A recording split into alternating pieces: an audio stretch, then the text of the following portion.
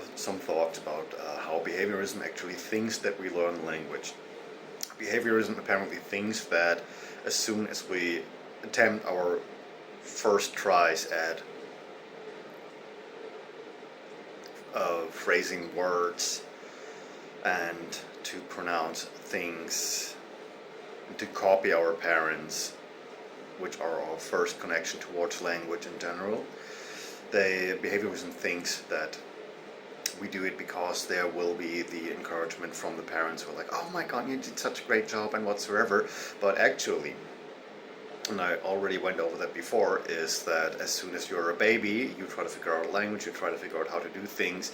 So the things that happen are actually that there is the recognition of a pattern with adults that do talk to each other. And so probably, that's my theory, the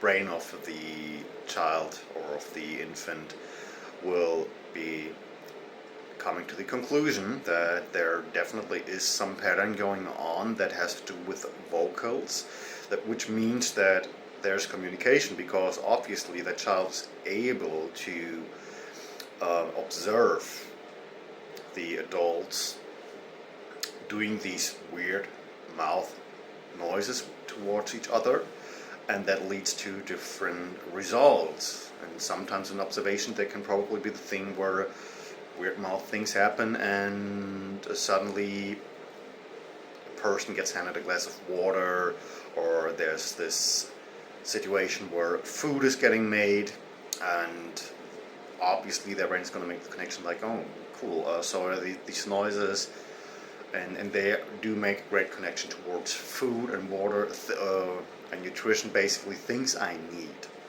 And before that, obviously, the communication was, okay, I'm hungry, I'm thirsty, I'm going to make noises because apparently noise is what we are going to make as humans. And then later on, it becomes the more, they probably grasp the concept of this making noises thing could be more complicated, but also more efficient. And so it becomes a really important factor for a child learning language to have close physical proximity. They still can learn it without it, probably. I haven't looked into that data, but I would say that in my experience, one of the most efficient ways is to carry a baby and to talk to it. And so the first idea the baby's going to get is, okay, I'm close to the chest, so I do feel what's going to happen in the lungs. I'm feeling what's happening in the vocal cords. And this is where dads actually become a lot more important, because with men, our vocal cords are obviously a lot more vibrating. And so even in that infant age, it's very important for a child to get the learning experience, to have that close physical proximity. And that is how the child learns. Not because the parents are just like, oh my god, you just said the thing, oh, you just said mama and papa. No, I would say the initial motivation actually to repeat words at some times, especially like mama and papa, because they don't really matter. You could address your parent in whatsoever way. You could be like, oh, you, and it would still work. The parent would still get the idea. It would be getting personally addressed, but overall, it's just the confirmation of like, okay, whatever the thing I'm doing right now is kind of working, so there is some kind of understanding. That's awesome. And behaviorism just suggests that just having this level of understanding is releasing the dopamine that actually gets us hooked on learning, which is not true at all, because intrinsically we still have our basic needs that we need to meet, which is food, shelter, Maslow's hierarchy of needs, basically.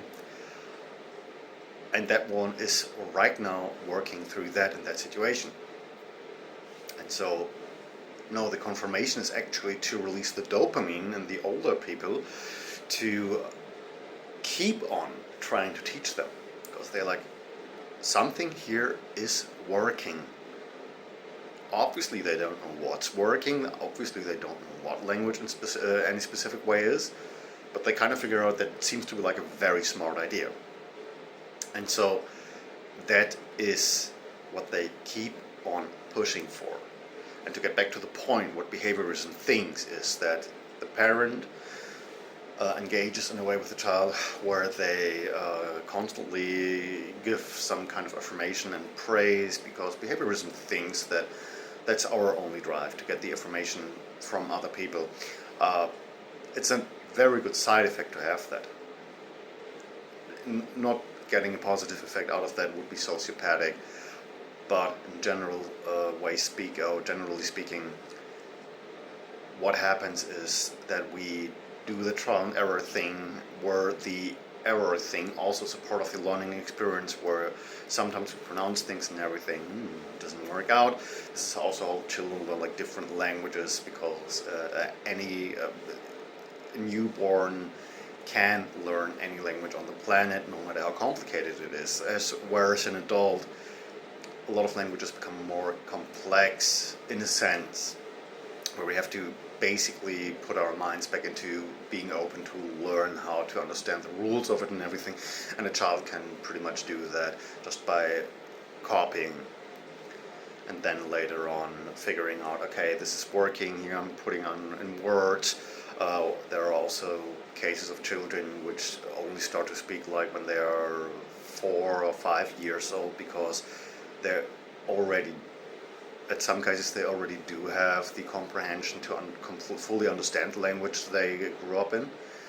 But before they want to decide to speak, they want to have a better comprehension of how to use speech actually. And that's a decision on their own side. That comes down to individualism actually.